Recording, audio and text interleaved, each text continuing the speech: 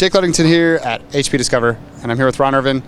And trusted network transformation is something we're hearing a little bit about. Can you talk about what that is? Yeah, absolutely. Thanks for the opportunity, Jake. So if you think about a big transformation project, you can really view it from two lenses. The promise of the end state, but how do I get there safely? How do I navigate the actual transformation? And what we've put together is an end-to-end approach to really make sure that our customers can go through that transformation process as safely as possible in a really well-managed, evolutionary kind of path. At a really high level, can you break down what that looks like? Sure. So there's a number of steps in it, and it truly is an end-to-end process. And it starts with our Transformation Experience Workshop so that we can create that alignment between IT and the business. And that forms the foundation for the transformational house. From there, we move into assessments to understand the current state, and then the traditional life cycle approaches of design and integration. But those are always validated back against that foundation of IT and business alignment that was established. Are we doing the right thing at the right time for the right reason? And then the last step is we wrap it in our data center care, which is a high-touch, customized environment support solution that also takes into account future evolutions of that environment. And then there's a few things that run end-to-end throughout that, one of which is end-to-end program management. So the team that starts with the customer is the same team that finishes with the customer end-to-end. They're actually there to be the customer's advocate. We also wrap management of change into it, and not just from a technology perspective, that's very important, but also from a people and process perspective. So it's both the technology and the operational impact of this transformation.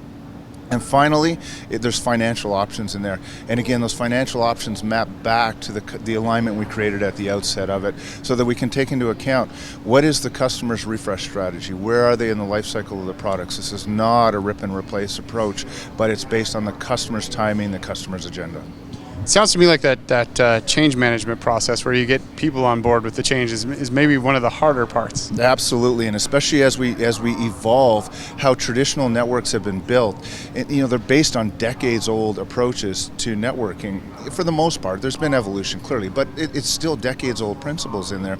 And as we move to these new paradigms that are emerging around software-defined networking and how that plugs into the software-defined data center, and also include principles that are coming to bear around network functions, virtualization, commitments to open standards. It represents a whole new way of doing networking, and again, not just from a technology perspective, but from the people in the network as well. So are there any other things that you see as challenges people face that you would want to kind of outline at a high level? Where do I get started on this journey is usually the first question that we get from customers, and how do I set myself up for that long-term vision, that long-term success? And that's really what we get exposed at the outset, so that customers aren't just saying, I'm going to do this project because it's the burning fire in front of me, but rather they've got a true vision that they're mapping towards. So really it's kind of helping people see what their vision is and how to achieve the vision? Exactly. And a proof point for that is this is actually the approach that we used in our own data center transformation as we went through that rationalization to 6 data centers. And we did that cutting over data centers in less than 24 hours per data center and cutting over 280 live servers without any downtime. So really this is a kind of leading by example, and you're saying we did this and we can show you how to do it too. Yeah, absolutely. And there's many other customers where we've used this approach very successfully, but HPIT is obviously a big reference case against which customers should take some serious comfort. All right, well that looks like a great way to go on the journey from where you are to where you want to be. Yeah, absolutely. Thank you. Thanks, Jake.